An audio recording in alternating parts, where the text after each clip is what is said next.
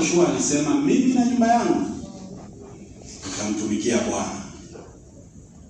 Vile vile wewe na mimi tunaweza kuamua ya kwamba nitamtumikia Mungu.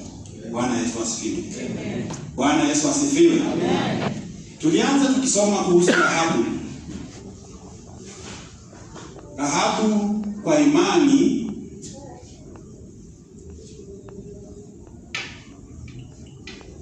hata ingawa alikuwa kahaba hakuangamia,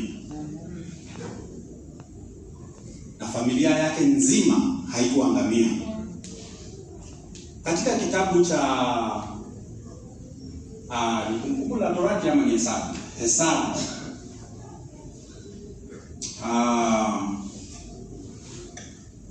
kitabu cha Yoshua 6 tunaona historia ya Rahabu. Rahabu ingawaje alikuwa kahaba, wakati Yoshua alituma wale wapelelezi katika nchi ile ya Kanaani, na wakapita katika mji wa Yeriko, na wakajulikana wameonekana katika mji ule, walienda wakajificha kwenye nyumba ya Rahabu, na walipoingia kwenye nyumba yake akawaficha kwenye dari ya nyumba.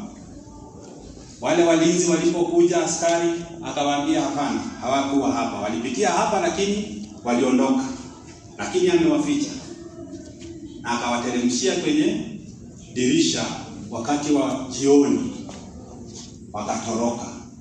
Lakini aliwaambia hivi, mimi najua Mungu amewapa nchi hii, ya kwamba mtauteka mji huu na mtaichukua nchi hii. Kwa hivyo naomba mnikumbuke mimi na jamii yangu. Bwana Yesu asifiwe. Amen. Unaweza kuwa msichana mdogo, unaweza kuwa mama mzima, lakini unaweza komboa jamii yako kwa imani yako. Amen. Bwana Yesu asifiwe. Amen. Bwana Yesu asifiwe. Amen. Kuna mtu analipata hili? Amen. Mungu kwa neema yake alimuokoa Rahabu. Rahabu hangehesabiwa katika hesabu ya wana wa Israeli, lakini tunakuja kukuta baadaye hata kwa ukoo wa Yesu Kristo jina la Rahabu liko pale. Huo ni mfano mzuri kabisa wa kuonyesha kwamba mtu mmoja atakapoamua kusimama na Mungu anaweza komboa familia yake. Amen. Siku Israeli walipokuja kuvamia mji wa Yeriko, nyumba ya Rahabu ilibaki imesimama. Kila kitu kingine chochote kilianguka kikaporomoka. Watu wakauawa, lakini Rahabu na watu wa familia yake, ndugu zake, mama yake, baba yake, na wale wote walioitanishwa naye walipata kuokolewa siku hiyo. Wewe na mimi tunaweza kusimama kwenye pengo tukalikomboa jina la familia yetu. Bwana Yesu asifiwe. Amen. Bwana Yesu asifiwe. Amen. Haleluya. Amen.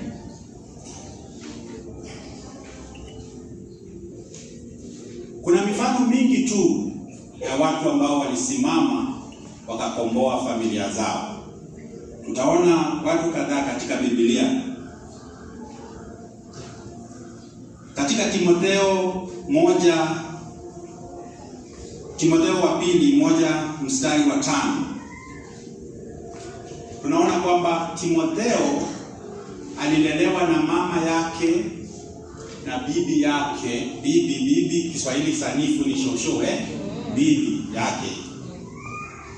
Walimlea kwa njia ya kiungu. Kuna mama hapa leo utamlea mwanao kwa njia ya kimungu na utakomboa jina la familia yako kupitia hilo. Bwana sifiwe. Amen. Kuna shosho hapa leo utawalea wajukuu wako kwa njia ya kiungu na utakomboa jina la familia yako. Bwana asifiwe. Amen. Haleluya. Nilipoanza nilisema wababa wasimame. Katika nyakati za Biblia na hata nyakati hizi za sasa tunazoishi, jina la familia linahitanishwa na jina la baba. Na ni jukumu lako baba wewe kusimama kwenye pengo kama Yoshua, kama yule mlinzi wa jela katika nchi ya Filipi, na kusema mimi na familia yangu tutamtumikia Mungu. Felix, ni jukumu lako na ni jukumu langu kusimama kwenye pengo kwa ajili ya familia yetu ili kaweze kuleta ukombozi. Bwana Yesu asifiwe. Haleluya. Sijui niendelee ama nikomee hapo. Bwana Yesu asifiwe.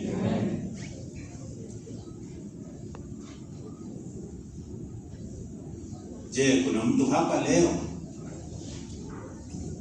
uko na kiu ya kukomboa familia yako?